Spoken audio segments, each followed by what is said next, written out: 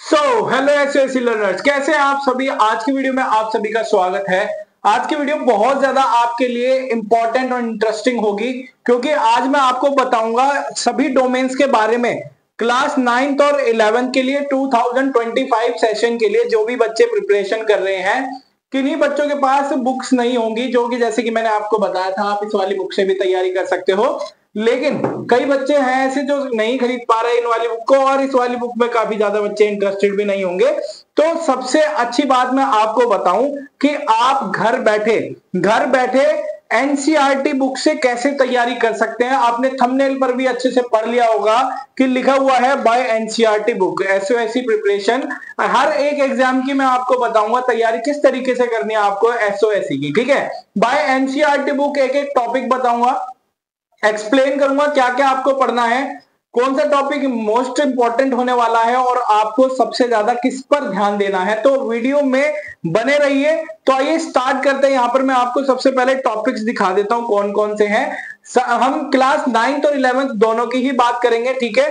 तो आइए देखते हैं। यहां पर अब देखो, इसमें सारी क्वेरी आपकी क्लियर हो जाएगी कि एनसीईआरटी से किस तरीके से तैयारी की जाए, ठीक है। अब जरा ध्यान देना, मैं सबसे पहले मैथ्स के सेक्शन पे बात करूंगा आपके लिए, ठीक है। सबसे पहले मैं आपको दिखाता हूं, यहां पर 8th का जो सेक्शन है उसके बारे में हम बात करेंगे, ठीक है। तो आपके पास मैथ्स की 8th की एनसीईआरटी की बुक होगी। पहले ही मैंने आपको बता दिया कि सभी डोमेन्स के बारे में आज मैं बात करूंगा आपके लिए। High and 21 century, STEM, AFPS, PVA, humanities, सारे ही डोमेन्स के बारे में मैं आज एक्सप्लेन करूंगा कि एनसीईआरटी से आप किस तरीके से तैयारी कर सकते हैं मात्र अपने घर बैठ करके। देखिए, आपको यहां पर सिंपल मैं बता देता हूं। एनसीईआरटी में देखो, क्लास 8th से आपसे प्रिपरेशन चालू करनी है आपको। अगर बच्चे क्लास 9th से फिल कर रहे हैं फॉर्म, क्लास 9th के लिए एंट्रेंस एग्जाम फेस करना चाहते हैं, तो आपको सिंपली क्या करना पड़ेगा, सबसे पहले क्लास 8 का आपका मैथ्स के सभी चैप्टर्स क्लियर होने चाहिए और आपको सभी फॉर्मूला आपको याद होने चाहिए। जैसे कि आप यहां पर देख सकते हैं, जो एल्जेब्रिक एक्सप्रेशन एंड आइडेंटिटीज वाला ये वाला जो चैप्टर है ना, इसके सारे फॉर्मूलाज याद कर लेना। इसका वेटेज थोड़ा ज्यादा है, इसमें से क्वेश्चन ज्यादा पूछे जाते हैं, ठीक है। और एक्सपोनेंट एंड पावर, ये वाला भी बहुत ज्यादा इंपॉर्टेंट चैप्टर है क्लास 9 के लिए, एज वेल एज 11th के लिए भी बहुत ज्यादा इंपॉर्टेंट है। क्योंकि भाई देखो, बेस तो हमारा क्लास 8 से ही बना है ना, तो यहां से हमें exponent and power, algebraic expressions and identities और मेंसुरेशन आपको अच्छे से आना चाहिए, है ना। इतनी बात आपको समझ में आ गई होगी। बाकी आपके जो मोस्टली अधिकतर जो कुछ चैप्टर्स और भी हैं, कंपेयरिंग क्वांटिटीज में आ जाता है परसेंटेज और रेशियो, ठीक है। परसेंटेज और रेशियो को अच्छे से तैयार करना है सभी बच्चों को, जो कि आपके लिए बहुत ज्यादा हेल्पफुल रहेगा जब आप एग्जाम फेस करेंगे। क्योंकि इससे क्वेश्चंस बहुत बनते हैं, लैंग्वेज बेस्ड क्वेश्चंस बनते हैं, जो कि बच्चे बहुत कम समझ पाते हैं। तो इसकी प्रैक्टिस आपको अच्छे से करनी है, ठीक है। बाकी आपको मैंने बता ही दिया है कि सारा चैप्टर, आपको सारी की सारी बुक आपको अच्छे से आनी चाहिए। 13 के 13 चैप्टर आप आसानी से और अच्छे से प्रिपेयर कर लें। अभी बहुत टाइम है एग्जाम के लिए, तो आपको टेंशन लेने की कोई भी जरूरत नहीं है, ठीक है। अभी हम बात करते हैं जो अब आगे का जो हमें पढ़ना है। क्लास 8 का तो पूरा पढ़ना ही पढ़ना है। अब आ जाते हैं, यहाँ पर देखो सिलेबस काफी बड़ा है, आपको करना पड़ेगा, ठीक है। अब यहां पर हम बात करते हैं आपके लिए, देखिए आपको मैं बता देता हूं क्लास 9th और क्लास 10th के लिए आपको, मतलब कि क्लास 9th और क्लास 10th में से कौन कौन से इंपॉर्टेंट टॉपिक्स आपको पढ़ के जाने हैं एग्जाम में, ठीक है। अभी से ही पढ़ाई चालू कर देनी है आपको। क्लास 11th के लिए बहुत ज्यादा इंपॉर्टेंट टॉपिक होने वाले हैं, और क्लास 9th के लिए भी। देखो, क्लास 11th वाले क्या करेंगे, 9th और 10th की पूरी मैथ्स अच्छे से पढ़ेंगे, ठीक है। पूरी की पूरी मैथ्स अच्छे से पढ़ेंगे, जिससे आपको काफी ज्यादा हेल्प मिलेगी कि आप आसानी से इसको कर सकते हैं एग्जाम को क्रैक, ठीक है। देखो 9th में आपको क्या करना है, यहाँ पर देखो कुछ चैप्टर्स हैं। जैसे मैं आपको इंपॉर्टेंट चैप्टर के यहाँ पर टिक लगवाता हूं, तो जो क्लास 9th में आपको तैयार करना है, एक तो ये है पॉलिनोमियल्स, ठीक है। पॉलिनोमियल्स में सभी तैयार कर लेना सारे चैप्टर्स। एक पॉलिनोमियल हो गया, उसके बाद हो जाएगा आपका लीनियर इक्वेशन इन 2 वेरिएबल, ठीक है। ये वाला चैप्टर आपको अच्छे से तैयार करना है। Lines and angles, very much important chapter, ठीक है। आपको अच्छे से इसके बारे में ज्ञान होना चाहिए। लाइंस एंड एंगल्स क्या होते हैं, अल्टरनेट इंटीरियर एंगल क्या होते हैं, है ना, को इंटीरियर एंगल क्या होते हैं, आपको ये सभी अच्छे से जानना है, पूरा बेस आपको अच्छे से आना चाहिए। फिर उसके बाद आ जाता है ट्राइंगल। ट्राइंगल की प्रॉपर्टी आपको आनी चाहिए, कॉन्ग्रुएंस और सिमिलर ट्राइंगल क्या क्या होते हैं इनके बारे में भी आपको अच्छे से पढ़ना है, ठीक है।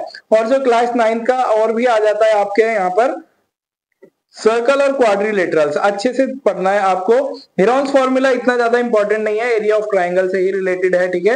हमें क्या करना है, उसमें टिक लगाना है। और हाँ, सरफेस एरिया एंड वॉल्यूम, ये चैप्टर बहुत ही ज्यादा इंपॉर्टेंट है, इससे क्वेश्चंस बनते ही बनते हैं, ठीक है। एग्जाम में लास्ट जो एग्जाम्स हुए थे पिछले साल के 2024 सेशन के, तो उसमें काफी सारे क्वेश्चंस बने थे सरफेस एरिया एंड वॉल्यूम से, ठीक है।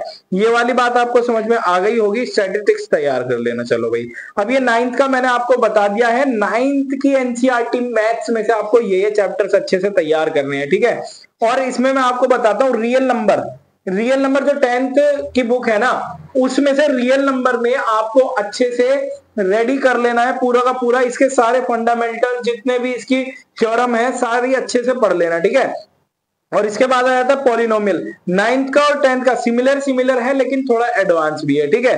फिर ये 2 वेरिएबल, इसमें भी आपको रेडी करना है, चैप्टर अच्छे से पढ़ लेना है आपको, टेंशन बिल्कुल भी नहीं लेनी है, ठीक है। Linear pair of linear equation in 2 variables, ठीक है, ये हो गया आपका। और क्वाड्रेटिक इक्वेशन देखो, ये यहाँ पर क्वाड्रेटिक इक्वेशन तो है, लेकिन इसका यूज बहुत सारी जगहों पर है, ठीक है। आप इसीलिए क्वाड्रेटिक इक्वेशन को और अरिथमेटिक प्रोग्रेशन काफी अच्छे से आपको प्रिपेयर करने हैं। 10th की बुक में सबसे ज्यादा मोस्ट इंपॉर्टेंट मैं अभी बताऊंगा, लास्ट में बताऊंगा ये वाला, इस वाले के बाद, ठीक है।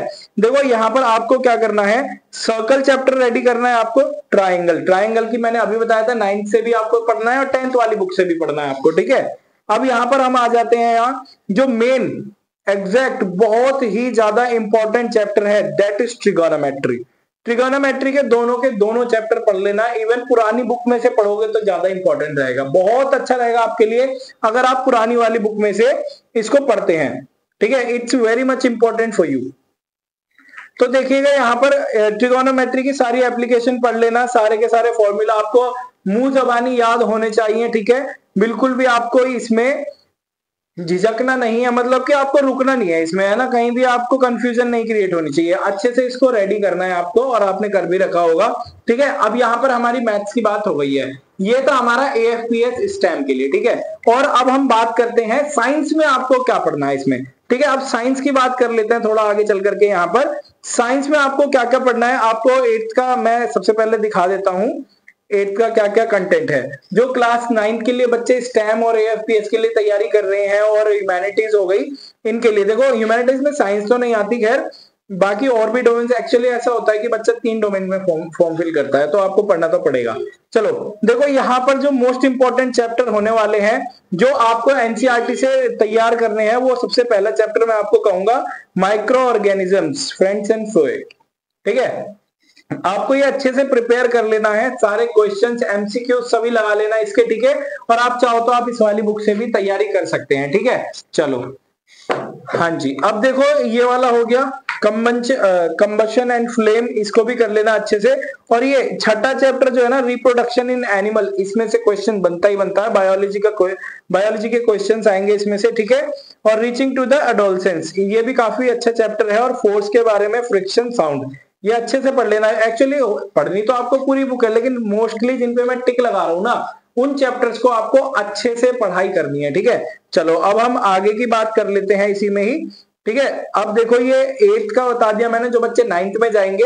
अब बात करते हैं 11th की, जो प्रिपरेशन कर रहे हैं बच्चे स्टैम, AFPS और अदर डोमेन्स की प्रिपरेशन कर रहे हैं, उनकी भी हम बात कर लेते हैं, ठीक है। देखो आपको यहाँ पर क्या करना है, साइंस में क्या क्या पढ़ना है। इवन जो हमारे 9th के लिए प्रिपेयर कर रहे हैं ना, उनको भी 9th की साइंस और मैथ्स पढ़नी पड़ेगी, ठीक है।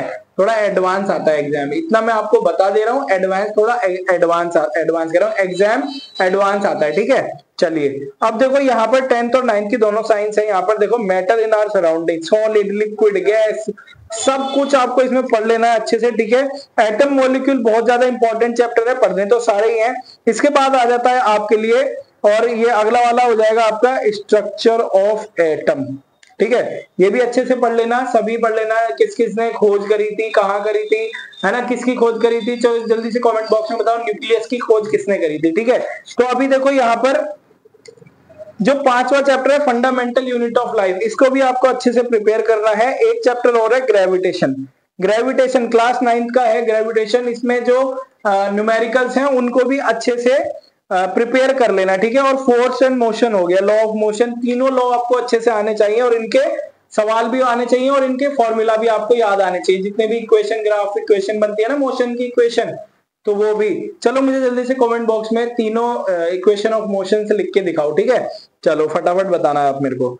ये वाले मैंने आपको बता दिए चैप्टर, टिश्यू हो गया और मोशन, अच्छे से तैयार कर लेना इनको। ठीक है, अब यहाँ पर हम बात करते हैं आगे, आगे चलते हैं 10th की बुक से आपको क्या क्या पढ़ना है जो बच्चे 11 के लिए प्रिपेयर कर रहे हैं। चलिए देखो, इसमें जो मोस्ट इंपॉर्टेंट चैप्टर आपके लिए होने वाला है, इसमें मैं आपको यहां से बताऊंगा सबसे पहले इलेक्ट्रिसिटी।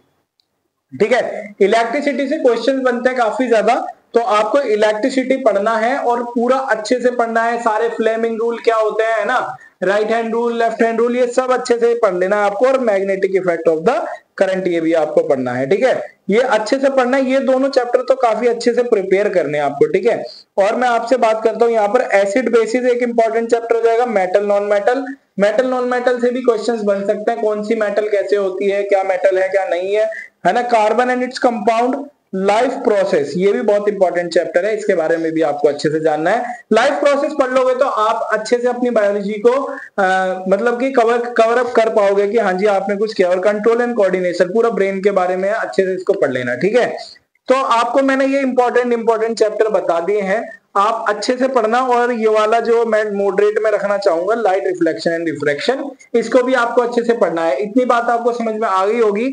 अभी हम बात कर लेते हैं, कई बच्चे ह्यूमैनिटीज की भी प्रिपरेशन करेंगे, तो एसएसटी का मैं आपको बता देता हूं।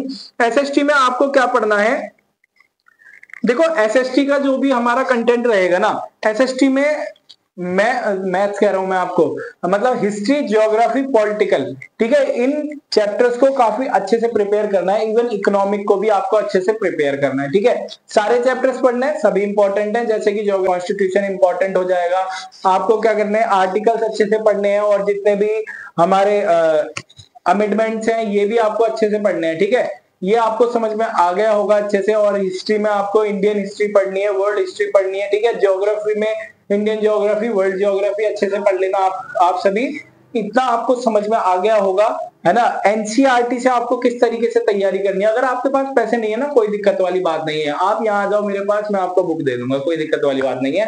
लेकिन आपको अच्छे से प्रिपरेशन करनी है। मैं हमेशा यही प्रार्थना करूंगा भगवान से कि आपका सिलेक्शन हो, और सिलेक्शन जब ही होगा जब आप प्रिपरेशन अच्छे से करोगे। ठीक है, और मेहनत करो, स्मार्ट वर्क करो, आगे बढ़ो और सक्सेसफुल हो फटाफट अपनी जिंदगी में, और अच्छे से पढ़ाई करो, सिलेक्शन होना चाहिए आपका। और कमेंट बॉक्स में लिख देना सर मेरा सिलेक्शन हो गया, जब सिलेक्शन हो जाए। ठीक है, तो मिलते हैं नेक्स्ट वीडियो में। थैंक यू, जय हिंद, जय भारत।